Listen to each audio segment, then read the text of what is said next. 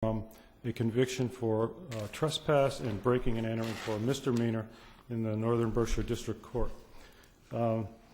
The first issue I'd like to address is whether the court committed prejudicial error in refusing to instruct the jury on the portion of the trespass statute that says that it shall not apply to persons that enter the occupancy or tenancy of the premises in question rightfully at the commencement. There was evidence that Mr. Greene moved into the home, his childhood home, the home owned by his mother in Williamstown in July of 2008, when his mother had, just after his mother had gone into a nursing home. She was 99 years old. Is she still alive? She is 102. I spoke with him yesterday, and she's still in the nursing home. But there's testimony that this is the home he grew up in. He's the only heir of Mrs. Greene, and that he had returned and the property was empty. He was taking care of the property.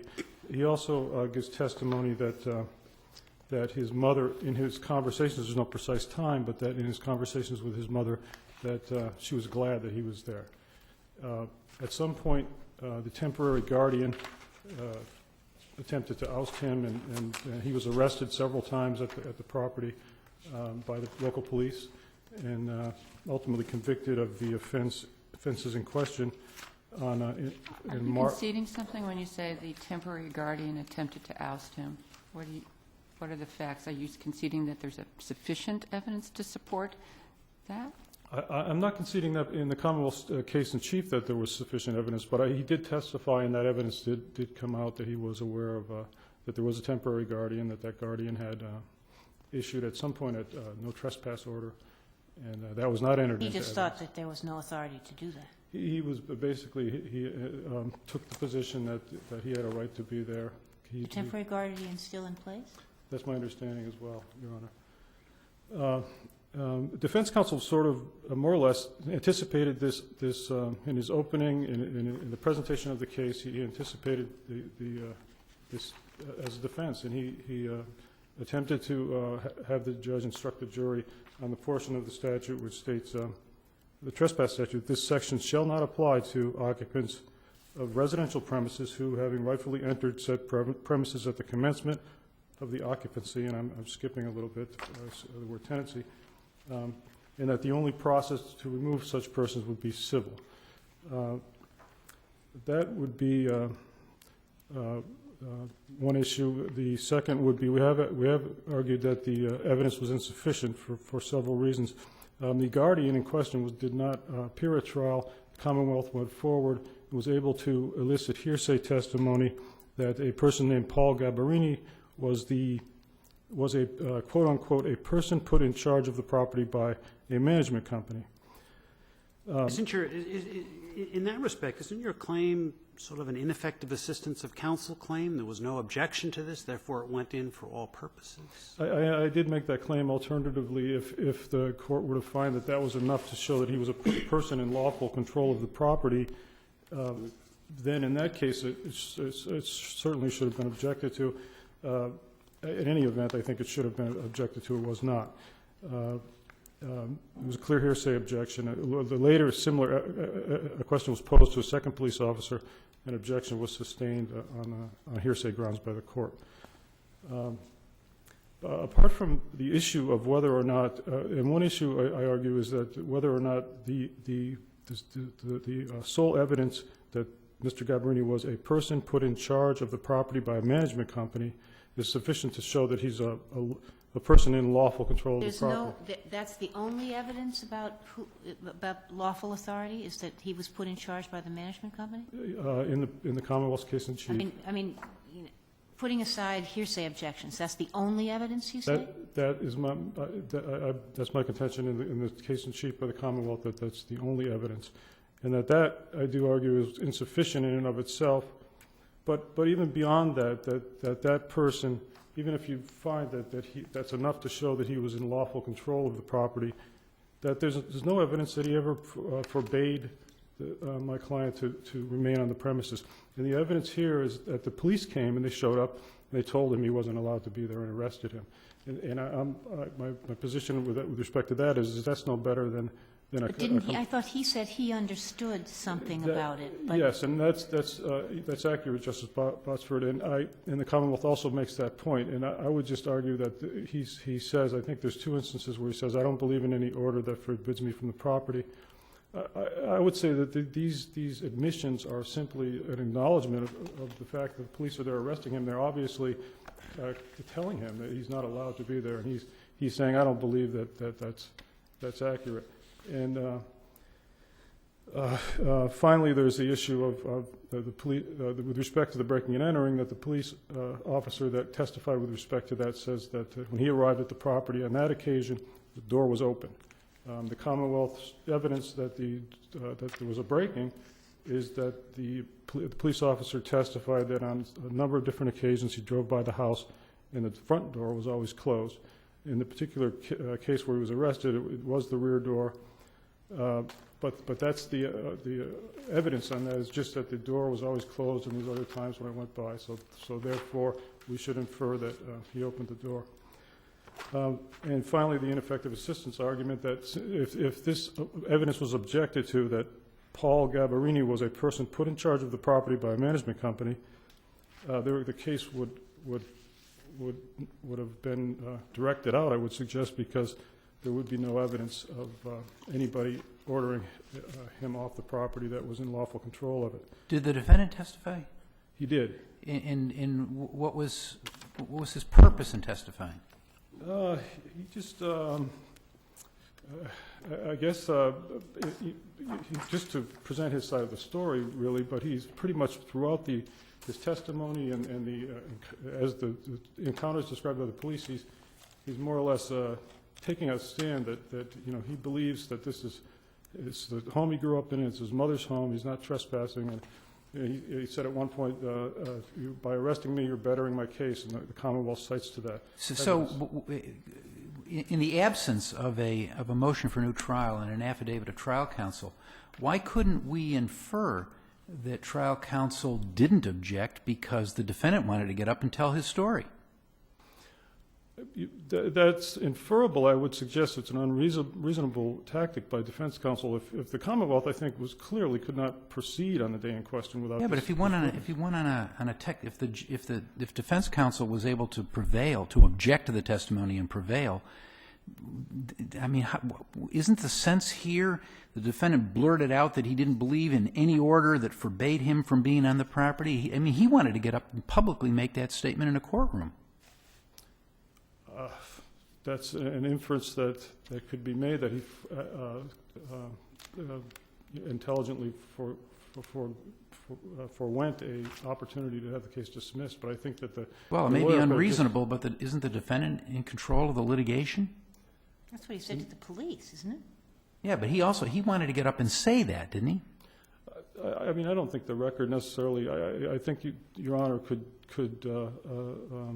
make that inference, but I think that his lawyer was there to get him a not guilty or a directed verdict, and he didn't do what he should have done when there was hearsay evidence, which was very damning, and they didn't have a critical witness that they couldn't move forward without, and that's our position with respect to that. If there's no further questions, I would. I just have one question. Who's living in the house now, or is anybody?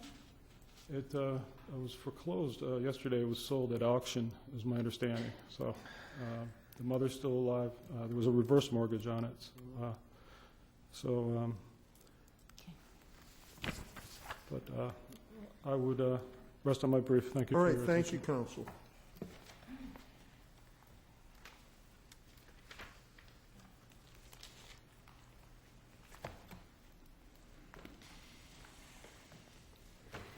May it please the Court, Karen Carlo for the Commonwealth, Berkshire District.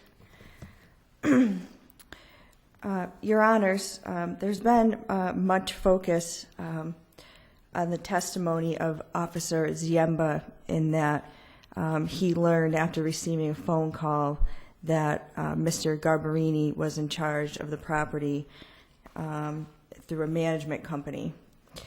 And the defendant argued in his brief that this was hearsay testimony, and we argued in our brief that it was hearsay testimony. And we are fully aware that we can't change tactics midstream, so to speak. But in looking at this again, it occurred to us that this testimony properly came in because it was not objected to, but this testimony also properly came in because it's not really hearsay.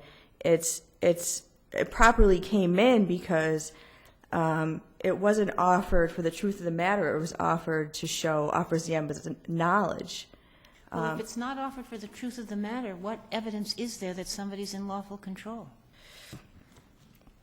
Well, the reason I say that is because, well, if it wasn't offered for the truth of the matter, an objection would have been futile. So that going to the ineffective assistance. Okay, but accepting where you're going, Okay. what substantive evidence is there that anybody, whoever, is in lawful control and has forbade Mr. Greene from being on the property? Well, we know that Mr. Greene is not in control. Yeah. We know that. Mr. Greene does not own the property. The doors are closed to him. He is told by the police that he is not supposed to be there. I would suggest to the court that this is You mean he's the son of the owner of the house, and he's going back to visit the family, and a police officer shows up and says, you can't come onto your family's property? I mean, what authority does the police officer have to say something like that? Well, Your Honor, I would suggest that just because this is his family's, his mother owns a property doesn't mean that he's allowed to be on the property. I mean, What right does the police have to kick him off? the right that the police have to kick him off, Your Honor, is through Garbarini, Oh, who didn't testify? who didn't testify. And you're saying that testimony was just Ziemba's knowledge, but it isn't admitted for the truth, so we don't even know that. Well, that was an alternative basis, Your Honor, I was just suggesting. But in this case, it was offered substantively because there was no objection. But even if it's true, because admitted, right, no objection, what makes a management company, people who clean, who check on debris or vandalism or, I don't know what, you don't even know what these people are supposed to be doing, a management company.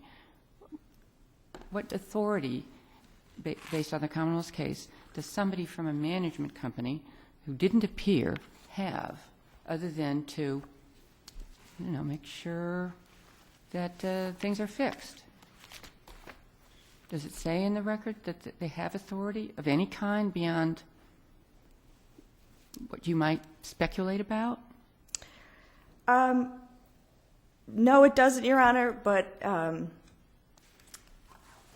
I would suggest that this case is similar to cases, so in this case we have a management company. You could infer that a management company works on behalf of someone who has the authority. We actually don't have a management company. We have a police officer who says that there was a management company. We don't have anybody from the management company, right? Right. So we have the police officer who says that he has spoken to someone who works for a management company, who is in lawful control of the company. Who says he's in lawful control? Who says he's in lawful control of the property. Now, there was a no trespass order, wasn't there? Yes, there was, Your Honor. So maybe you're asking us to infer that someone with authority got the no trespass order. Yes, Your Honor. Unfortunately, a no trespass order did not come into evidence in this case. However, the defendant, Was there any evidence, excuse me, that of an appointment of a temporary guardian or any indication of what the authority of a temporary guardian in those circumstances would be vis-a-vis the property? No, Your Honor, not in the Commonwealth's case in chief. Well, that's it. Yes, that's it. But, I mean, as far as the no trespass order goes, that was not admitted into evidence. We could infer, in the light most favorable to the Commonwealth, that there was an order based on the defendant's, some sort of an order based on the defendant's comments that the property should be under his control, and he didn't believe in an order that forbid him from being on the property. So he did make an admission stating that he was aware of an order that forbidded him from being, his words, forbidden, from, quote unquote, from being on the property. Well, he was saying that he didn't believe it was a valid order, essentially, wasn't he? Yes. And that, it wouldn't be a defense if there was some evidence that it was a valid order, but I don't know that we have it. Yes, the no trespass order is not in evidence. So I can't refer to that. But even, what would the no trespass order say? Trespassers take notice, don't come here? But he says, I'm not a trespasser. I have my mother's authority to come here. Mm-hmm. Right, but I guess this case could be similar to cases where someone could be convicted for trespassing after they're arrested for trespassing on land where there's simply no trespass order tacked to a tree. Or someone's arrested. Presumably, though, somebody would testify for the owner. Well, why would that be the case? I mean, the statute says whether by notice posted thereon, having been forbidden by notice posted thereon.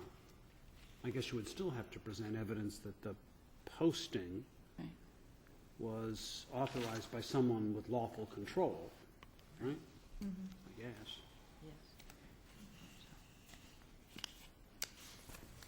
Your Honors, I've just suggest that the police, assuming that, for argument's sake, that Mr. Garbarini does have lawful authority, that the police have the authority through Mr. Garbarini to exclude. I don't think there's a question as to whether the police acted appropriately. It's a question of whether the case was proved at trial, really. Whether Mr. Garbarini had the authority. Yeah, whether the Commonwealth proved that he has the authority in his capacity as someone who works for a management company.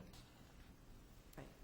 And that the management company itself had the authority to bar Mr. Greene from being on the property. In other words, they had lawful control over the property. Right. Is your position that the management company had lawful control over the property, or the Mr.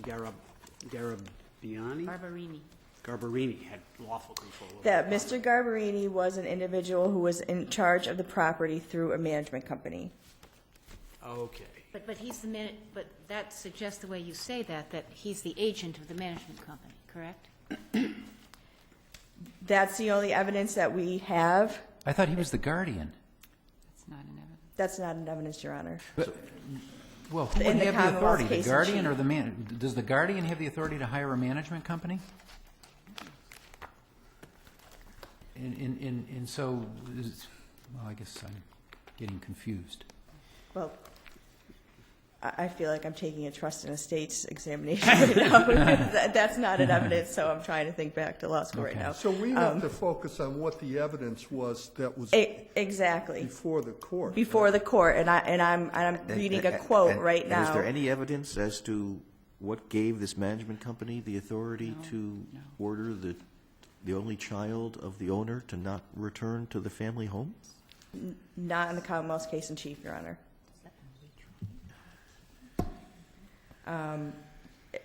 Unless the court would like to, I would just like to say that I think there's more than sufficient evidence that the defendant committed a breaking.